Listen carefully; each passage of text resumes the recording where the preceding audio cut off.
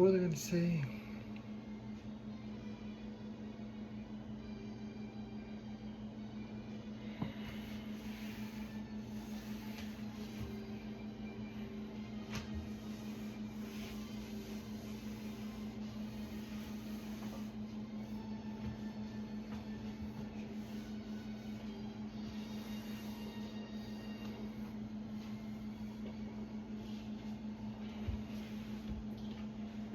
All right, so we're gonna go Narcissist 101 real quick. It's like back in the old days. God bless everybody. Happy Saturday. May Jehovah God be with all of us in Jesus Christ mighty name. Jesus, Jesus, Jesus. Glory to Jehovah God. Glory to Jehovah God. Jesus. It's been a while since I've been on here talking about narcissism,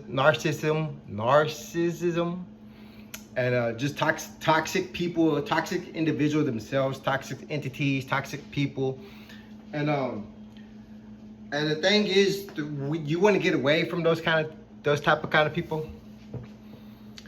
But if you must, because sometimes you don't find out they're toxic until after you have kids and after you get married.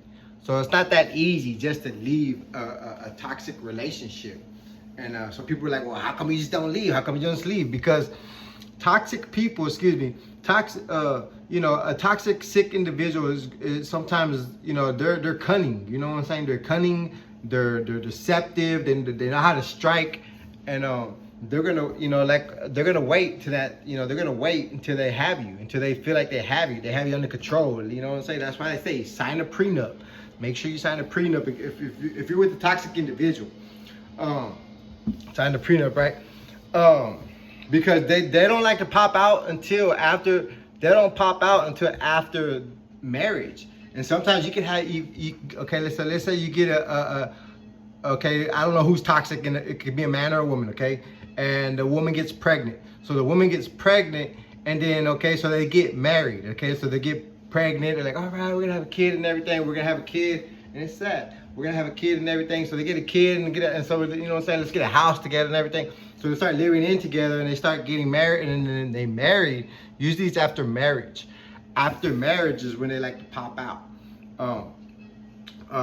You know what I'm saying? So usually it's after marriage, and that could be like 1 year, 2 years. It's not just all of a sudden, you know what I'm saying? Like these people have been attacking people all their life. So they're gonna try to be as more as they prolong, as more as they keep living their life the toxic way in the darkness, they're gonna try to keep scheming. You know what I'm saying? So like if you get caught this way, like when I was in my sin, or when I was thugging it out, let's say when I was thugging it out, in and out of jail all the time, every year, at least once or twice, whatever, okay, prison and everything. When I was thugging it out, let me try to remember what I was talking about. You know what I'm saying? Like, these toxic individuals, you have to be careful with these toxic individuals, because they will not show themselves until they have you. You know what I'm saying? Until they got you. You know what I'm saying? So until they got you, and then once they feel like they got you, and this is where a lot of toxic individuals they fall short, or they lie to themselves and they get caught, because they will you know what I'm saying, they'll pop out of the jack in the box. Okay, so they'll expose who they are, you know what I'm saying, and sometimes they'll start exposing themselves too early. So the game is very, very tricky.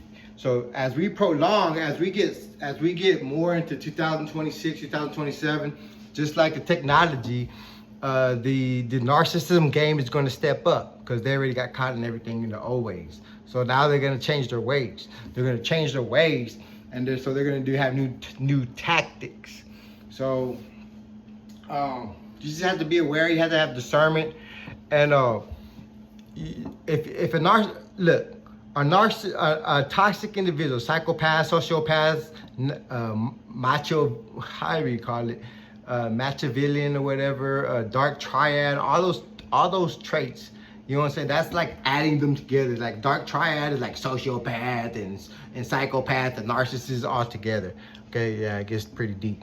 And so as time prolongs, they're going to continue to amp up the game. As I say, the ante goes up. The ante goes up both ways. The ante goes up both in God's way, and the ante goes up both the darkness way, Satan's way, and it just depends what side you're on. You know what I'm saying? So make sure you're on the right side, God's side, because they know they're caught in all those situations.